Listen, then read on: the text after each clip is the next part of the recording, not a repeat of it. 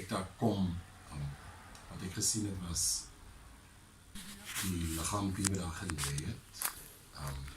Ek het nie baie nader gegaan nie, want ek wil nie daai prentjie sien. Maar ek het duidelik gesien, sy lê daar, maar die agterkant van die muurtjie is daar amper soos 'n poeltjie. Maar daai poeltjie is ruig toegegroei met gras, is groen. So die kind het daar bo op gelê. Is nie dat die kind in die water nie. Sy het heeltemal bo op die gras daar gelê. En sy het gelê in 'n posisie wat vir my amper gelyk het asof sy daar gegooi was. Van wat ek gesien het, sy was amper heeltemal daar. So jy moet letterlik oor die draad, want ons het nog bespiegel, hoe het die persoon met die kind deur die Haagiestraat gegaan. Toe iemand gesê, miskien het hy agterom beweeg, deur die bosse. Want deur die Haagiestraat moet het moeilik wees.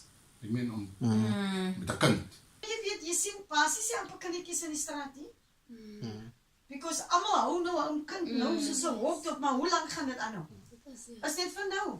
En ek meen, dis 'n mannetjie wat in hulle huis gekom het. Die pa se chommy. Ons het seer hoor. Ek is so kwaad. En ek blameer dit solely op drugs.